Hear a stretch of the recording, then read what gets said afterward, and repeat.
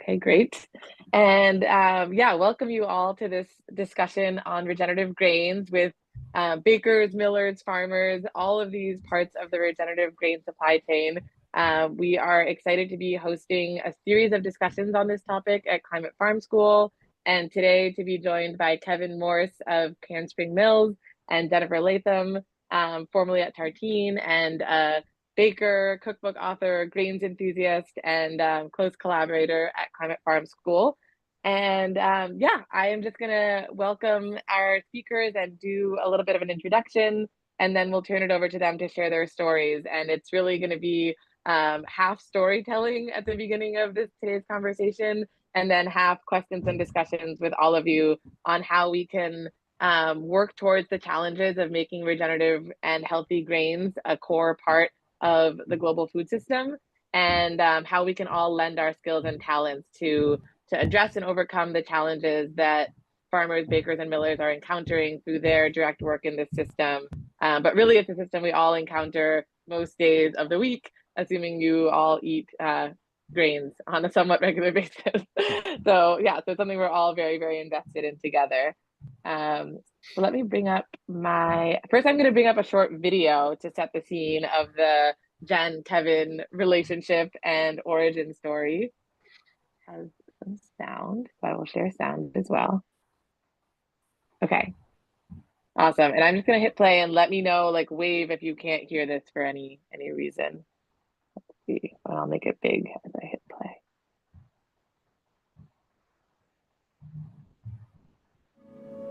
You know, there are a few things that really make this flower very special is that we have a profound relationship with the farmers and with the community. Just taking these flowers that maybe people in ancient times knew over generations had sort of perfected the best use for those flowers, and then that knowledge has been forgotten with industrialized farming, and we're relearning what the best use for those ancient grains is.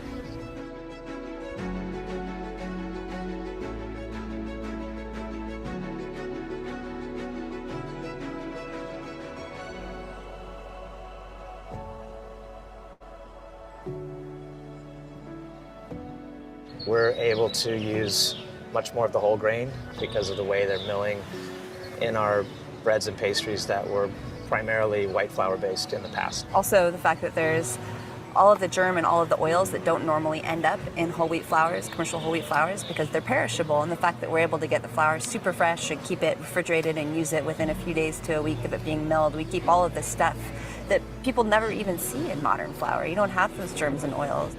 All the flavor and all the nutrition. It's like it's a living thing. It's like produce versus a bag of inert white flour that sits on the shelf for years. We're able to feed people something that has more nutrition, more fiber, more flavor, but the volume, the texture is the same. For me, being able to call my miller and have that relationship with him is one of the most rewarding parts of doing what I do. He throws it in the mill, throws it into bags, and a couple days later I have fresh flour that was just milled. And I know that it's coming straight from him, coming straight from the farmers. And I know that it's going to be used here within a few days. Sometimes I'll call him and he'll be in the middle of the rye field and say, "Oh, I'm standing here checking on your rye. I'm going to harvest next week." And then I'll say something about how our bread is going, maybe the texture is a little different or crust is a little thick or whatever it is, and we go back and forth and he tells me what he can do on the milling end to affect the bread. So it's this constant kind of conversation we have going on about making everything a little bit better and dialing it in. It's never over.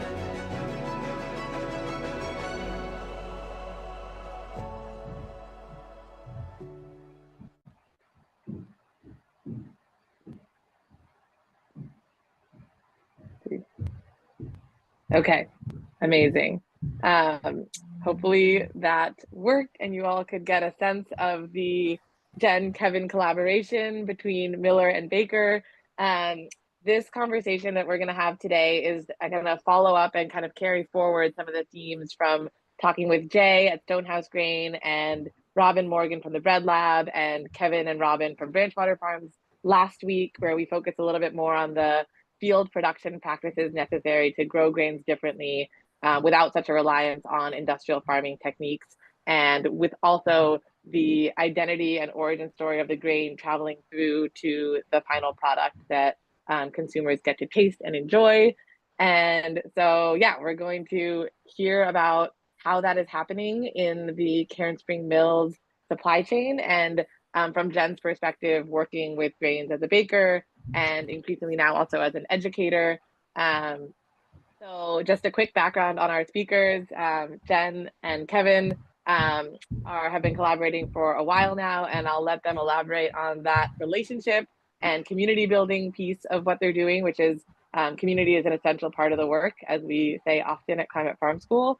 Um, and I just have a few images that all kind of pop up in the background while they're sharing their intros. And if you all are having questions, please put them in the chat, and I will come back to those kind of in the second half of this discussion, and we'll just weave in all of your comments, questions, interests, and see what we can do to make regenerative grains and milling and baking processes more ubiquitous in our communities. So with that, I will turn it over to Jen, and then Jen, you can turn it over to Kevin. Thanks for being here. Excellent. Thank you so much, Lainey. Thanks for having us. My relationship with Kevin, I think, started about 8 years ago now. I was working at Tartine as a baker, as an hourly bread baker, and I was promoted to management. And my very first job that I was given as a new manager of the bread team was to start changing over our flours. My boss, Chad, had gone up to Washington State, spent some time at the bread lab, met Kevin, and came back and was just kind of like on fire. He's like, here's all this brand new flour. Like, you've just taken over this program. We're switching everything over to this. And I was like, okay, we'll figure that out. So we started playing with it, and Chad kind of started sharing why he was so excited about it. And it was just immediately a big shift in the bread, in the flavor of the bread, and kind of the character of it. And then Kevin came down, and then I got to go up to Skagit Valley and visit him and visit the farmers. And it was this big shift. Chad kind of described it this way originally, and I think it's a great description. You spend your whole career as a baker working with sifted white flour, the standard flour that everybody's used to seeing, everybody's used to getting. And it's like drawing in pencil. Like, you've got one color and you've got one medium, and you use that. And then all of a sudden you get these different grains, and they're milled in a different way. You have all these varieties and all of these different styles of flour. And it's just like going from pencil to going to like painting in Technicolor. You have so many different options and so many different flavors. And it's almost, it's more like being a chef in some ways than being a baker. A chef will go to the farmer's market and pick the most beautiful produce and then create a dish that's inspired by the produce. And as a baker, now, instead of just saying, oh, I'm going to make this end result, it's this white bread that's this kind of single path. I talk to farmers like millers like Kevin, and the farmers that are kind of behind his supply chain. And they have all of these different grains that maybe grow better in Skagit Valley, where it's a little cooler and a little more damp, or better in Eastern Oregon, where it's very arid and drier and different. And different grains grow better in different environments and then have different baking properties. So it's this sort of like ongoing learning discovery of what these flavors are, what these baking properties are, and what I want to make with them, So yeah, I was saying yesterday, Lainey, that sort of my journey to Climate Farm School and working with you guys, certainly for me, a big starting point of that was going up to Skagit Valley, going out with Kevin into Dave Headland's farm, which is right along the waterways there, and seeing how they have, through like stewardship of the land around the farm and not just, focusing on the field where things were grown, they have gotten salmon to come back up the waterways where they hadn't been running for years. And standing there on the edge of that farm and looking out over the waterways and looking out over the river was kind of like, it's not, it was a very big aha moment for me. It's not just about this one field where the wheat is grown. It's about this entire system. So. Amazing. Yes, I love that story. I have these 2 more quick photos of Jen in action at Green Valley Farm and Mill. And then we'll turn it over to Kevin to share a little bit more about your work, your journey into grains. Well, what a great start. I haven't watched that video in a while, Jen, and just brought back so many good memories, because this really has been like an old-fashioned barn raising is the term I use. And you could see, oh gosh, from that picture, I didn't have hardly any gray hairs when we started this either. So it's been quite a journey, but it's been a journey with so many good partners and leaders. A quick background on Cairn Spring and our origin story is that um, one, this wasn't my idea. I've had the good fortune and honor to be the entrepreneur, but we have a community here that's totally focused on maintaining and adding value to our agriculture and farming system. The Port of Skagit, which might surprise people, was one of the leaders here saying, we'll put money into infrastructure. They bought and leased back the milling system that we found in Scandinavia. The bread lab, Dr. Jones, Steve Lyon, and their team, they'd already been testing new wheat varietals here that would taste better, mill better, bake better. And then the farmers had started growing these grains and experimenting with them to see what their yield was, what their disease resistance was. And so it really was the foundation of this business is community. And that includes Jen and Chad and all the other bakers that pitched in and helping us, frankly, write the business plan and understanding what to make, what the functions were that they needed. And so we built this together. My background was in both farming, conservation, and economic development 35 years prior to starting this business. And so that enabled me to step in and have an understanding of how the farming community worked, bring together the values and establish the values in the company of good stewardship, providing healthy, clean food for our community and prosperity from an economic standpoint for both the farmers and our team, honestly. And so Cairn Spring is a for-profit business, but we're also a social purpose corporation. And our why is that we believe that by rebuilding local food systems and grain economies, we can make our communities more healthy, prosperous, and resilient. To give you a sense of where we've come from, we started production in 2017. We've grown on balance 40 to 50% a year since we started. The current mill is hitting its capacity next year, and we're looking at expansion. And so it's been just a wonderful, wild ride. And some of the most gratifying parts of this business has been working with Jen and other bakers, but also just really fully understanding and expressing the potential for locally grain identity preserved varieties that just haven't been on the market for years. Whoever thought that flour could have flavor? And I think we've shown that to the world, and we've helped pioneer a new craft flour category. And there's just so much potential with both medium-sized commercial mills like ours to small boutique mills.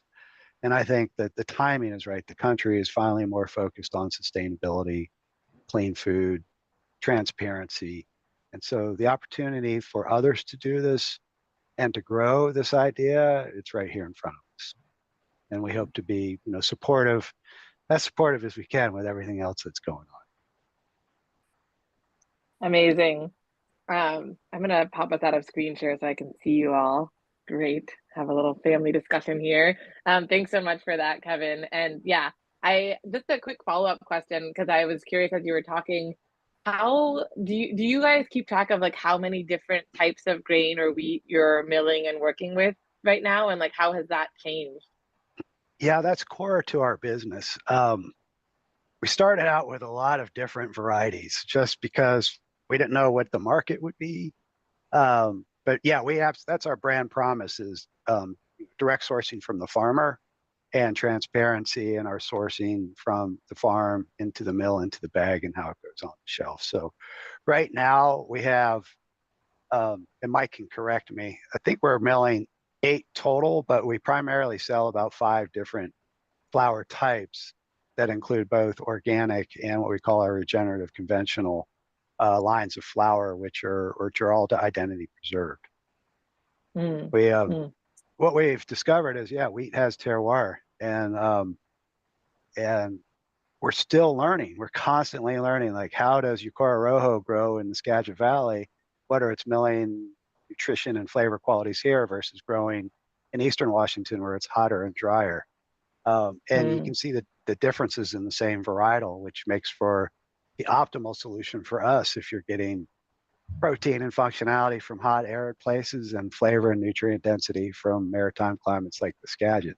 So that's a lot of the fun of the business too. And it seems like there's a lot of obvious climate resilience pieces of sourcing grain regionally from like sort of different, you know, microclimates or within Washington, within the Pacific Northwest, the western side and the eastern side of the state being very different. And if you're having climate related extreme events and not just sourcing all of your grains from one breadbasket, you're having a patient effect right there. Is that something that you've experienced in the past decade or so? It is, and it's a really important topic if there's people here who are thinking about, you know, a local mill or local sourcing, because the challenge if you're not buying commodity grains off the spot market is we go out to contract with our farmers. So an example is I'm talking to farmers now about what they're going to plant in the spring, which will be harvested late summer, and we'll mill that through the end of 2024 through 2025. And to manage a supply chain like that, we have to source regionally. We still have we had 70% of our grains come right here from the Skagit Valley last year. But imagine, it was a little bit of a roll of the dice. Imagine if it rained here in late July or August and everything sprouted. I wouldn't have anything, you know, I'd have 30% of my needed capacity. So we source regionally for both quality, functionality, flavor, but also resilience.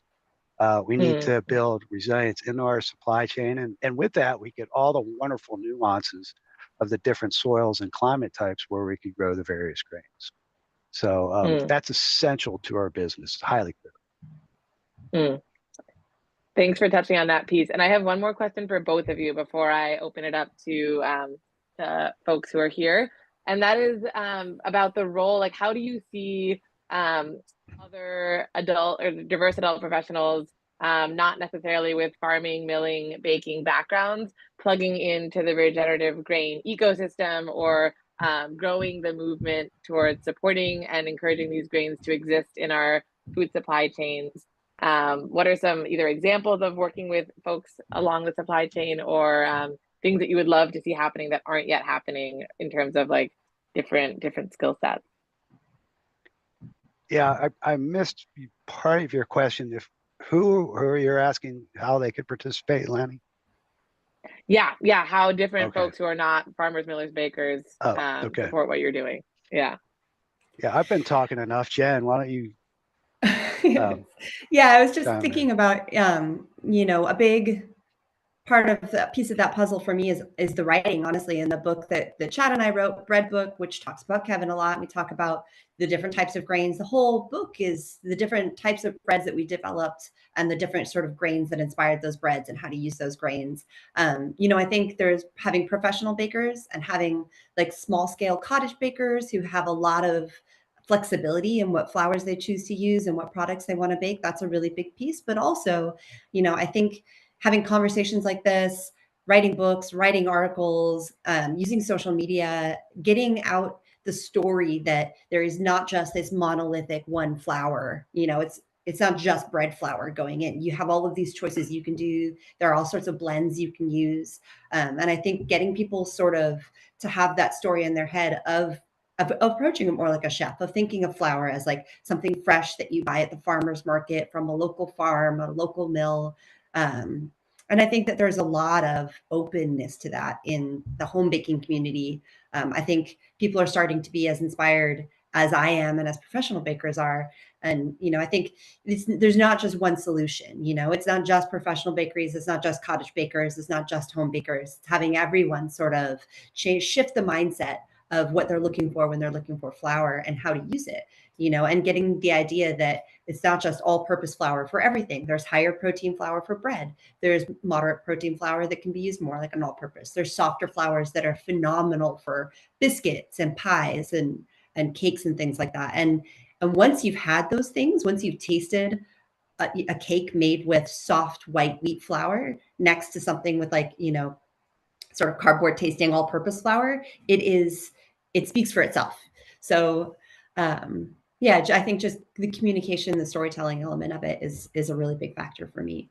And also, how kind of folds into that climate farm school part of, coming and doing work with you guys and demonstrating this is how you do sourdough bread. And these are all the things you can blend into it. And even if you're not using the wheat, here's how to use the whole berries. The polenta bread I made last week, like here's how to incorporate different whole grains into your bread. That's a big inspiring part for me at the moment. Yeah, I also want to get Kevin, so when you're done with this, Kevin, I would love for you to talk a little bit about how your mill works and how it's different from commercial mills, because that's a really lovely part of the story for me too. Okay. Well, then I'll kind of, I think I have a similar response as you, Jen. I think for me, the people who aren't a miller or a farmer, who are still part of our community and system that are very important, I think one of the ways that they can participate and be supportive is just be curious. Really go out and seek out the small boutique mills in your area. Look for support, other mills. There's some wonderful mills popping up around the country. Of course, I always want to about Cairn Spring, but you've got James Brown down at Barton Springs Mill. You've Nan Kohler in California, Jennifer Lapidus in North Carolina, Maine Grains, Farmer Ground up in New York, New England. I think just be curious and really explore the grains and the flours that they're growing and support those mills. I think the other is modify your expectations. Don't expect good flour to be cheap.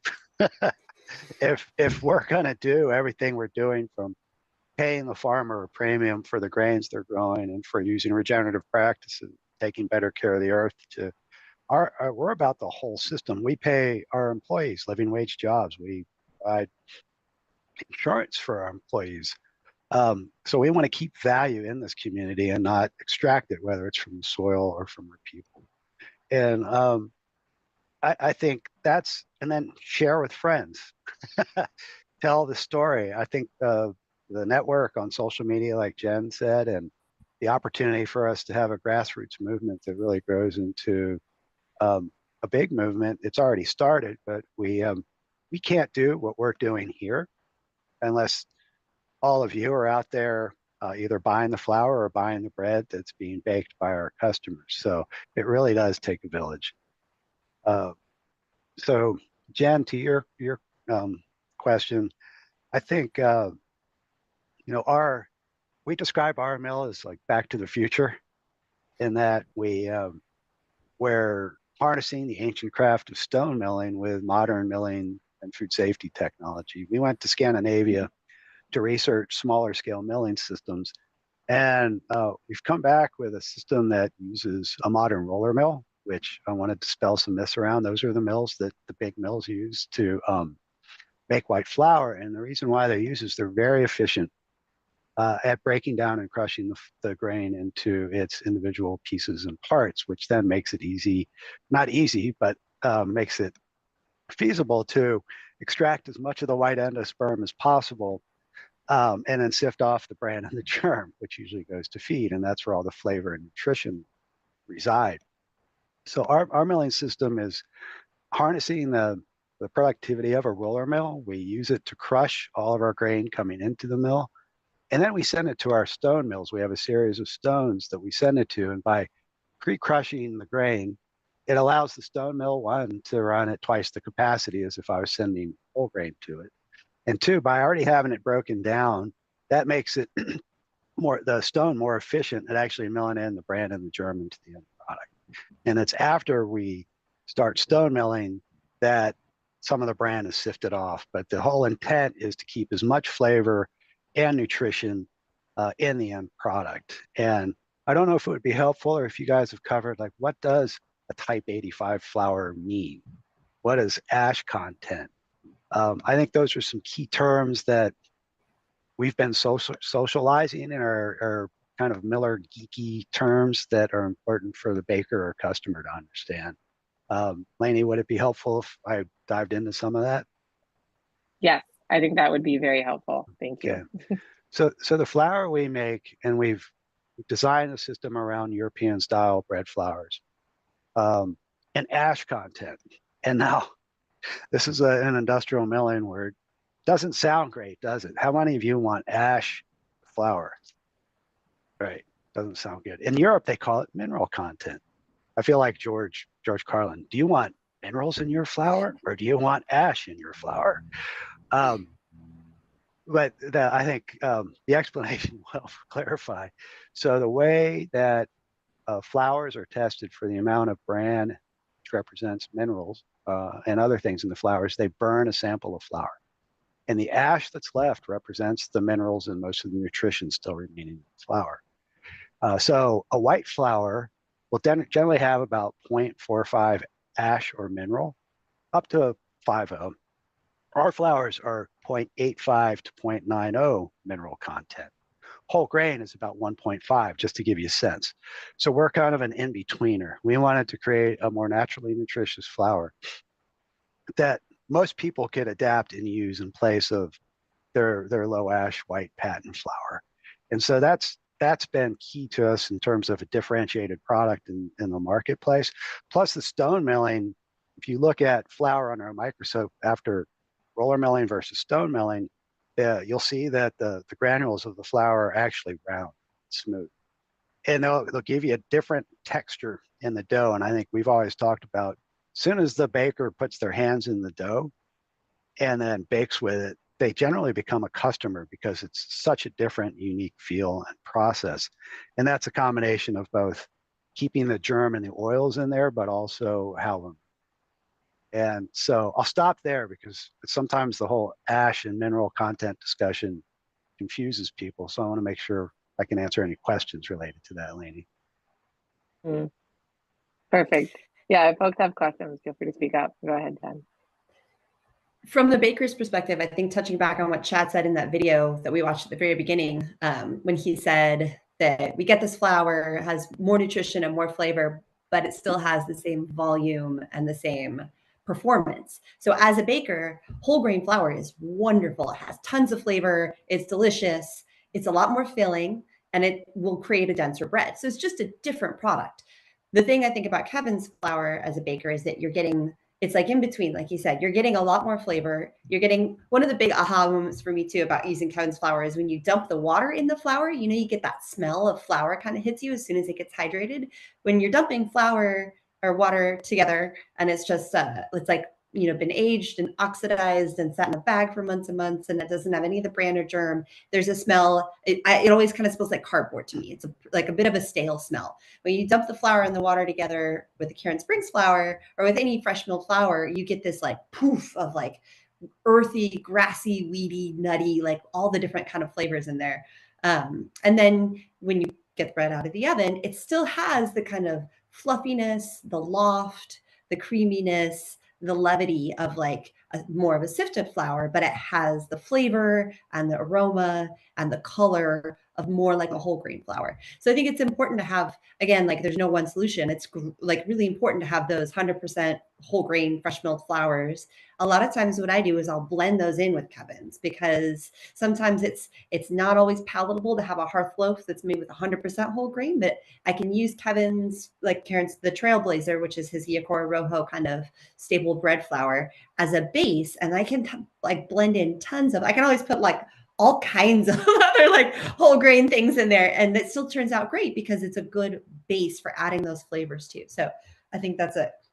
You know, you want to have all of those things. It's really nice to have that solid base bread flour that gives you that flour, that sort of bread flour performance that you want to get that big fluffy loaf, because not everyone is going to want a 100% whole grain loaf of bread. It's just a different thing.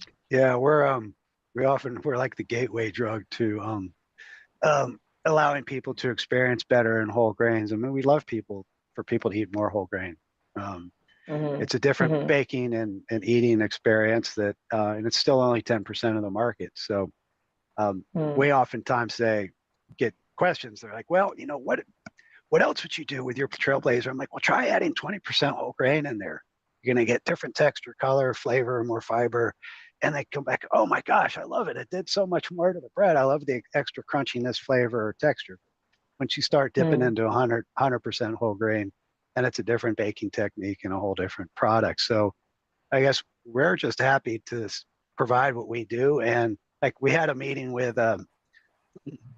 Keith Kistler from Chimicum Granary over on the peninsula. They have a small farm and one of Andrew's small stone mills, and he can't track as much of the consistency and protein because he's a small farmer. He doesn't have some of the equipment or ability to do that. But by blending his flours with ours, it has the strength and the ability to kind of lift up and provide the functionality that the baker needs, but still incorporating those unique grains that Keith is growing. So it's not one size fits all in terms of production, but I think the variety of products that are out there, like Jen said, you've got a whole palette of flavors and colors to choose from if you start exploring and blending and playing with them. Amazing. And I'm just putting a few notes in the chat about some of the things you're referencing to mostly remind myself what to send in follow-up emails. But I think it's fascinating as you all are talking to think about the overlap between climate resilience and regenerative practices, because we know diversification is a key part of that, of different types of grain, different species of a crop, and growing things in rotation. And then the health and nutrition benefits of using those diversified grains to the consumer is just another way that we can kind of contextualize and frame climate solutions as something that's personally relevant and meaningful to all of us in our lives. So that's a fascinating takeaway for me. There's a question that just came into the Q&A that I wanted to share out, and please, by all means, keep them coming, folks. This question is from Pat. As a suburban resident of Ventura County, where anything that grows is irrigated, how can non-commercial gardeners obtain seed or get into the network of growing varietals so that caches of stock can be saved or developed? I would love to find kernels of seed for my area to grow while supporting the growers and bakers. Again, that's fascinating to bring in perennial grains to this conversation of like, are you all using those? Do they need less water? I'll let you both weigh in. We have great resources at our cooperative extensions that are part of the universities. So oftentimes you might have a university with an ag research station down there, whether it's UC Davis, up here we have WSU, there's Oregon State. So I think if you're looking for different grain varietals, they might be a resource where you can go, and if it's just a small plot you want to grow and experiment with, that's one way. I've actually seen, and then some of the mills will sell you whole grain wheat berries. We're actually, and this is a subject we should touch on, where we're going through the process, our food safety program, for us to sell whole wheat berries in a bag eventually. We don't do it now.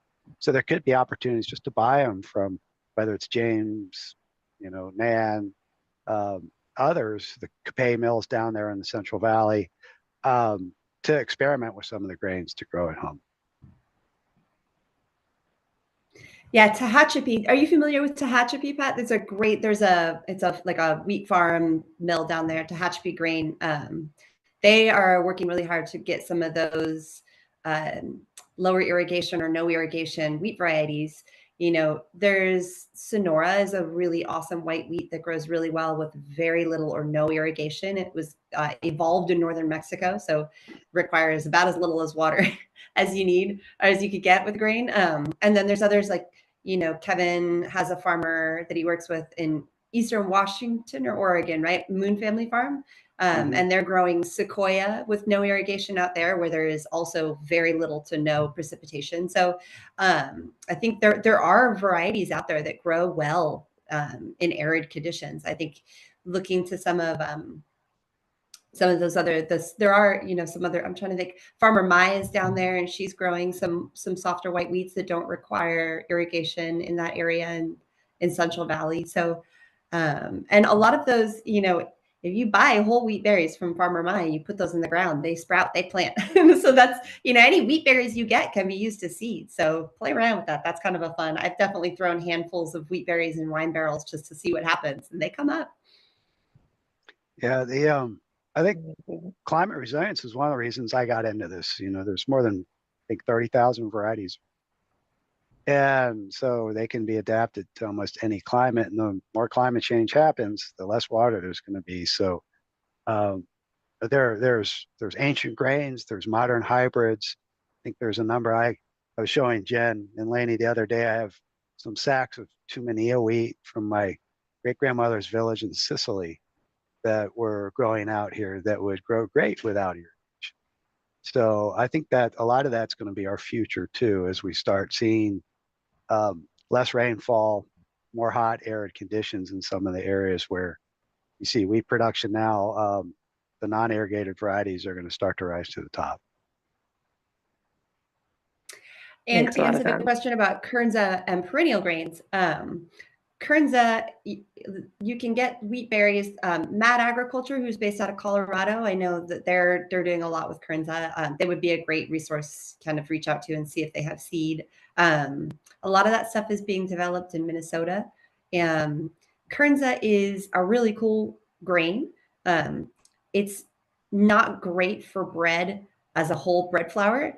It's good to kind of like make porridges out of, or to scald, or to get a little bit of wheat blended in, but it doesn't have the performance kind of really at all like modern wheats at the moment.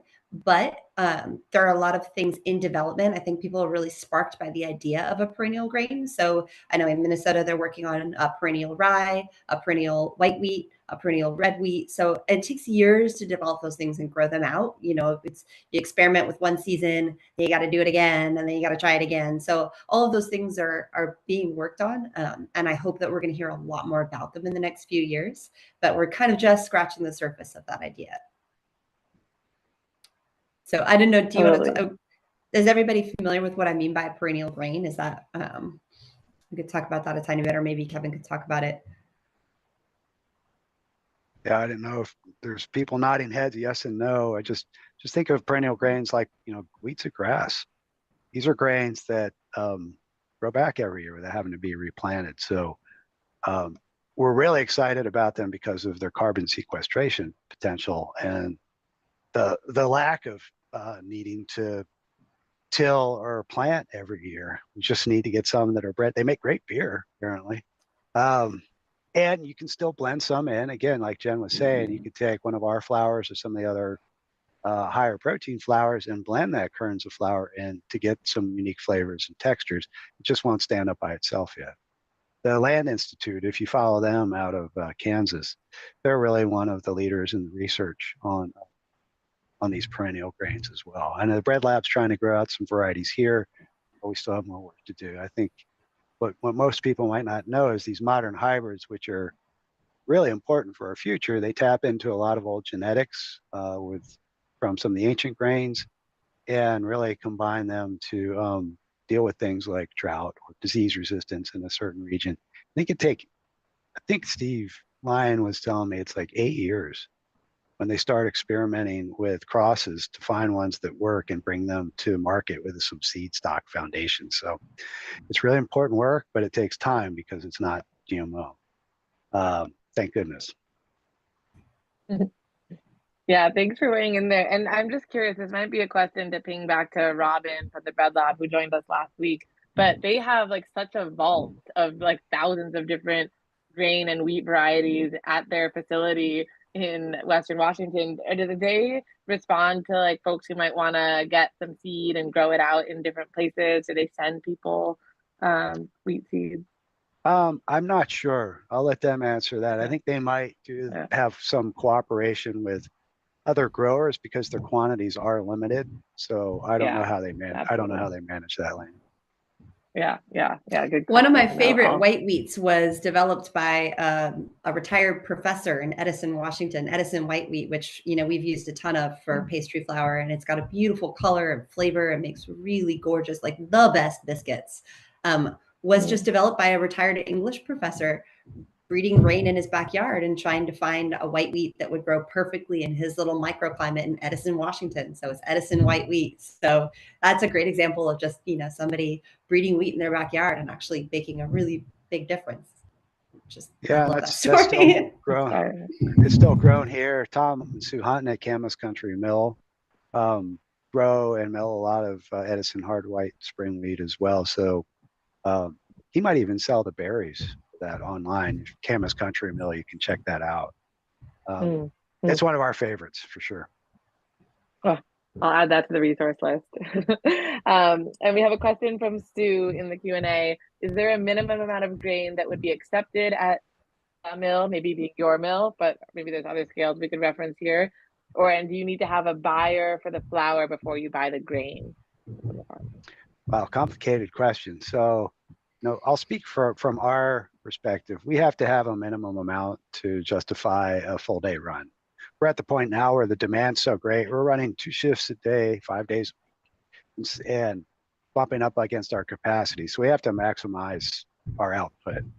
And this gets into something else we should touch on, because I think if there's people in here thinking about, oh, I want to be a miller and start a mill, I just want to give you some details around that so you go into it eyes wide open. And for us, there's also, we have to have, we're SQF, third-party food safety audited company that allows us to sell and actually just even get our product into distributors now. And so we also have to test grain for things like ergot, vomitoxin, and aflatoxin, which are bad cooties in your grain and make people sick. And so for us, we have certain volume requirements. It has to meet our specs for protein and falling number, and meet modern food safety standards. There might be other smaller millers who don't have the same requirements, but I can't answer for them. I know that there are people out there who might do some contract milling on a small scale or just want it for their own production. So I think it varies just depending on who's in your neighborhood and what they're able to do considering their constraints of their business. Again, back to that kind of like, there's no one answer. It's a combination of a lot of different approaches. And yeah, Laney. Do you want to go ahead with? Oh, go ahead, Kevin. Oh, if you got another question, yeah, go for another question. Yeah, I wanted to ask Jennifer about like how you develop products around like the diverse types of grains you have. Like, how do you deal with like variation in supply from year to year? Do you create loaves that like specifically highlight certain varieties or certain like farmers? Like, how does that all work? Yeah, definitely. Great question. It involves a lot of playing around and experimenting. I have some kind of staple recipes that I'll use to test out different grains when I get them. So I do have like a recipe I use for 100% whole grain fresh milled loaf. And it's just a pan loaf and it's a high hydration. But if I get a new flour and I have no idea what it's like, I'll use that recipe just to kind of get my hands in it, see how it feels, see how it performs, see how it tastes. And then kind of based on that information, whether it's like, if the dough is really soft and it doesn't really fluff up and it's really stretchy, I'll be like, okay, this is probably not great for bread, but maybe I can use it for a cake. And a lot of times I'll follow those flavors and smells too. So if I make a loaf of bread and it smells like really spicy and nutty, I'm like, okay, maybe this is going to be something good for like a shortbread cookie. And I want to give it that like, there's not a lot else going in it. So a lot of flavor from the flour, it really shines in things that are, simple recipes like shortbread cookies or, baguettes are a great one. They're kind of a lower hydration and it's a bit of a quicker fermentation. So you don't get as much flavor from the sourdough because you're adding yeast. So you really taste like the flavors of the fresh flour. So baguettes are one I really like to kind of play with, adding different new grains in. So it's an ongoing, constant, like playing around process. I feel like I'm never done with a recipe. I'm never settled on something because there's always, new flours coming in, new things to play with, new things to tweak with. So, I think from Kevin's perspective too, what he said earlier about expectations, I think I do a lot of baking at home just to try things out that I'm not going to sell this. I'm not going to try something brand new and like put it straight to market. I'm eating a lot of experiments at home. So, we're used to eating like flatter loaves around here or like, loaves that are maybe like a little softer in the middle. And I think having that expectation that bread is not this one monolithic fluffy loaf that looks exactly like this every single time, of expecting there to be different shapes and different flavors and different properties of the crumb is it's really cool. It's a very different way. Like I said, I think of myself a lot more with a chef mindset than with a baker mindset. I'm like looking at smelling flours, looking at how things are tasting and kind of following those threads of flavor and performance and ideas.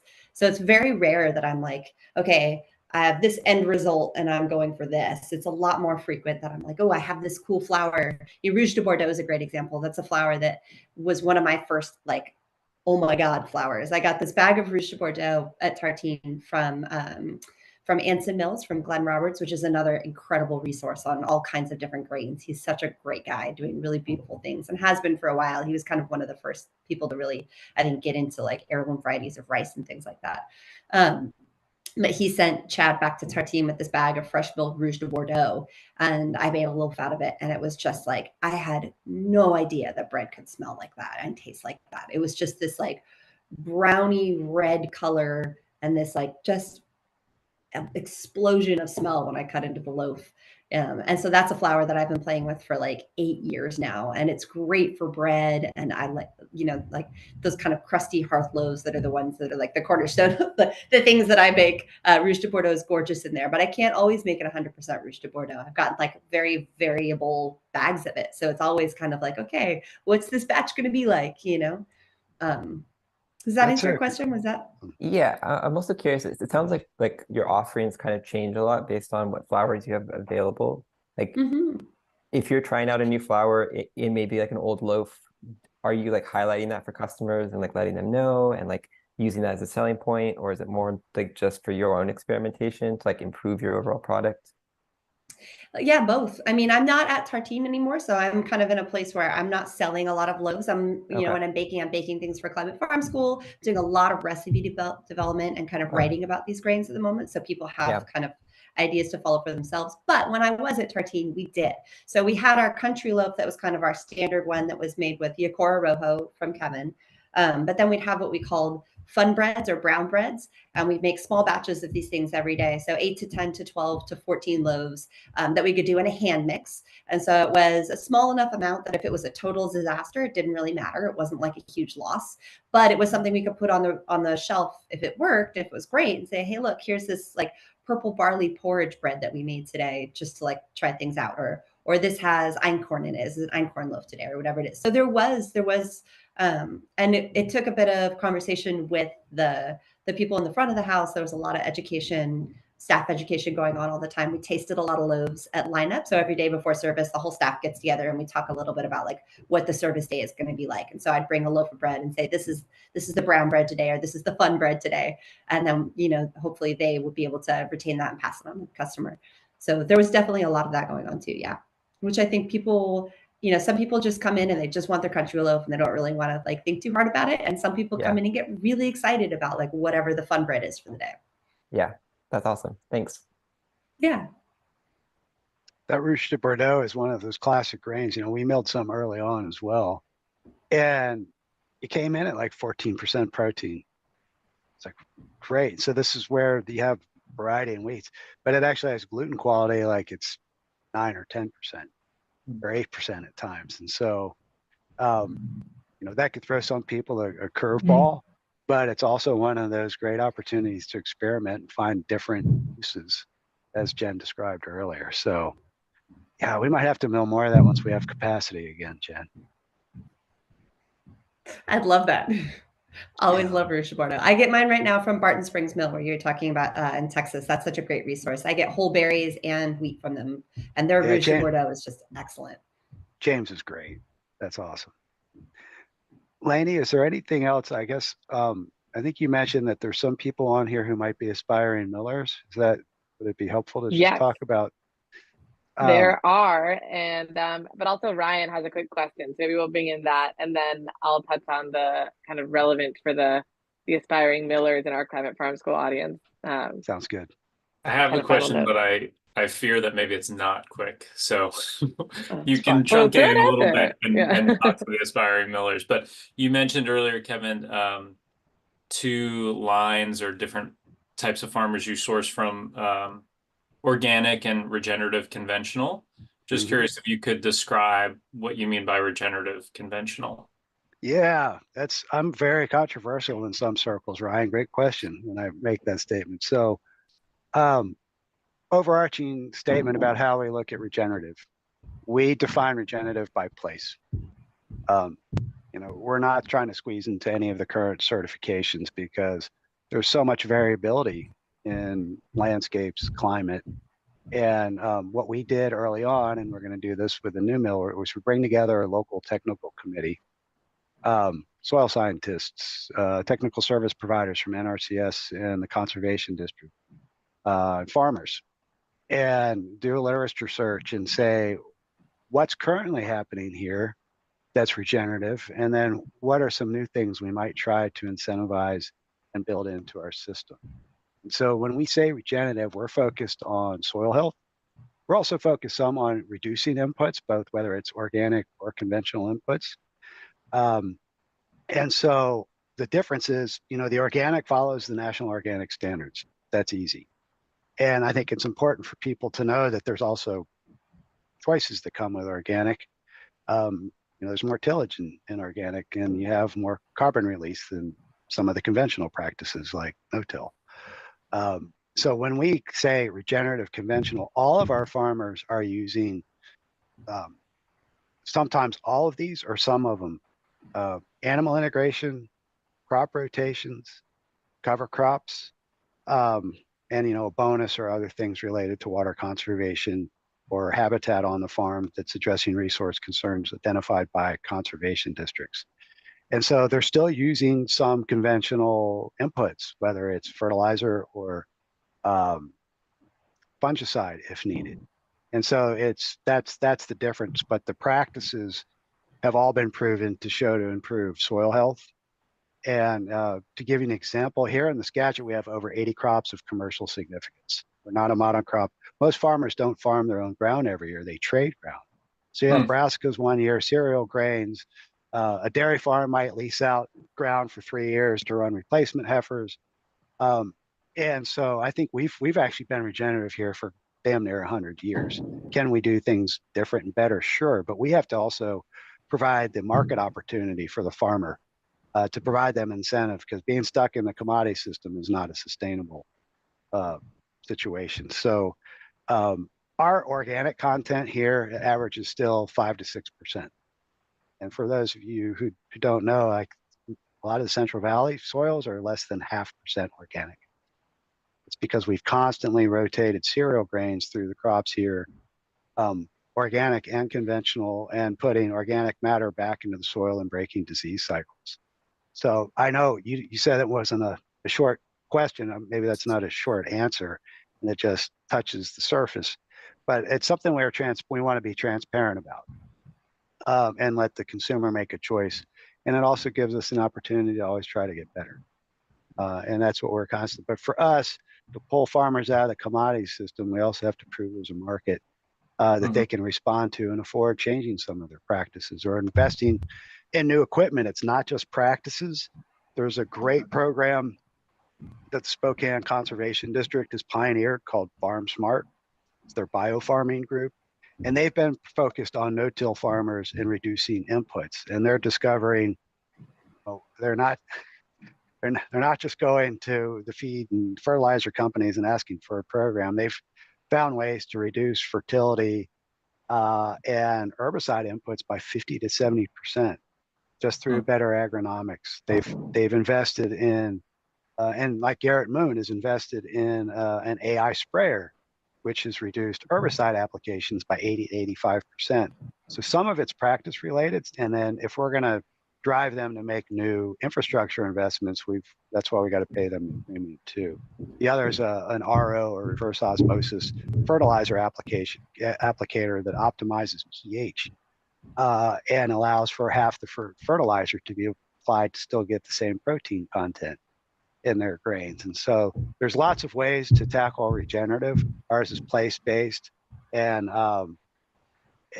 fact-based with evidence to show that these practices are producing the soil health benefits. In the future, we might layer on things like an evaluation from your conservation district, which is non-regulatory, and they can identify other resource concerns, whether it's habitat, water quality, or water conservation. So there's lots of things we can do once we get a supply chain built. That's great. Thank you, Kevin. Appreciate that. I feel like we should do a whole panel discussion on the land rotation and trading of parcels to farm in the Skagit Valley. That's really incredible. As Yeah, I understand it, very, Kevin, that's a big part of your origin story, right? Is seeing tulip farmers planting wheat as a part of the crop rotation, right? yeah. I mean, our farming started here in the late 1800s, early 1900s. They were growing oats for the first crop. They were salt tolerant after they diked off the estuaries. And it was the diesel fuel at the time for horses, it was horse feed. And they were probably getting better price for oats back then than they are now, unfortunately. But and of course, like any community, they learned some tough lessons. We had a pea industry here that didn't incorporate enough rotations and saturated the soils with the pea nematode and others. And so the saying here is the farmers here learn how to work together to preserve our independence.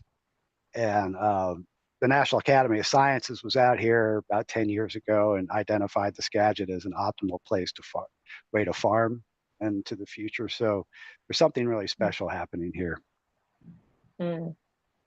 Amazing. Yeah, I love that model of leasing and rotating land regionally, not just like one farmer, because it's a lot to diversify and rotate and know all those things about all those different crops. So that's a really fascinating system to learn from. And also the need that you mentioned for infrastructure in order to diversify or add regenerative practices, and having that be something that's shared between agronomic and technical assistance providers, and also I think access to capital and risk management that involves not just farmers, millers, bakers, but others in the food supply chain. So that's just a loose hanging thought that we will circle back on in the new year when we have more conversations around financing the transition and risk sharing with farmers, millers, bakers, with other kind of service providers in the food system. Yeah, happy to come back yeah, sure. We can have a conversation. Amazing. And yeah, we are just about at time. And so I think potentially some of our aspiring millers might need to reach out to ask any follow-up questions. But I think this has been immensely helpful. And just wanted to check in and see if you all are open to receiving any follow-up questions via email after today's chat. Absolutely. Amazing. Thank you all so much. And thank you for those of you who joined, for being here to build this community virtually. It's really exciting to me that there's so many people in Climate Farm School who are looking to build new projects, new programs, new services to support regenerative farmers, new regenerative brands and products. And I think being aware of what each other is doing or are doing is so important. So we're just building these connections in community, and sharing stories is really delightful. Thank you all so much for your time. Thanks for inviting us. Thank you. It was a pleasure. Okay. All right. Bye, everybody. Okay, take care, everyone.